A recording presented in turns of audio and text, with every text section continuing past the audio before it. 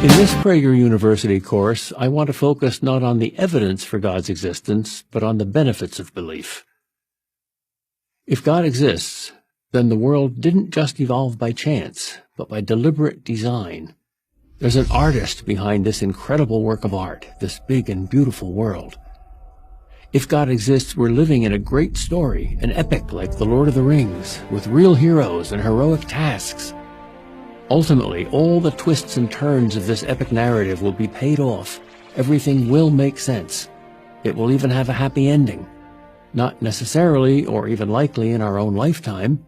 Even Moses didn't get into the promised land, but over the grand course of time, in an afterlife, which exists as surely as God exists. If God exists, the presence of evil, hard as it is to accept, makes sense. God allows it for a reason, namely to preserve our free will. And God will reconcile all injustices in the end. If there is no God, life is one big crapshoot.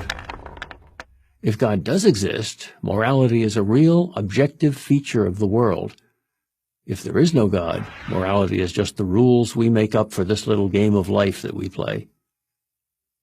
If God exists, love is the nature of an eternal reality. If there is no God, love is just a fleeting feeling, no more than a bunch of chemical and neurological interactions. If God exists, you are of infinite value. He knows you as a parent knows his child. He's accessible to you. If there is no God, each of us is as insignificant as a rock on an unknown planet. If God exists, death is conquered. Because if there is a God, there is a reality outside of space and time. If there is no God, there is nothing immortal, and all the good things in life are destroyed forever.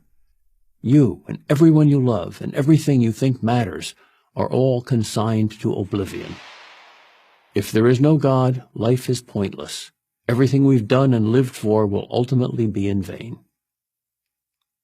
Can I prove with an absolute certainty that God exists?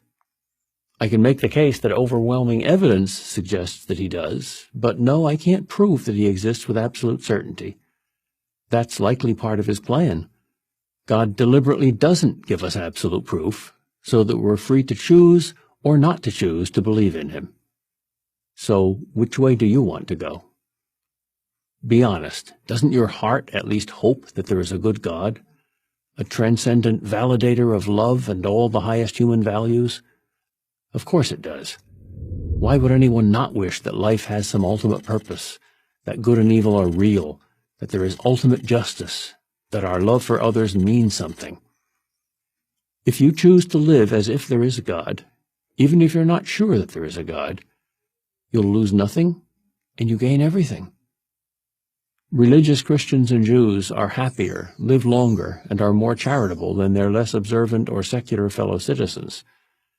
These are not my opinions. These are the findings of a multitude of scientific studies.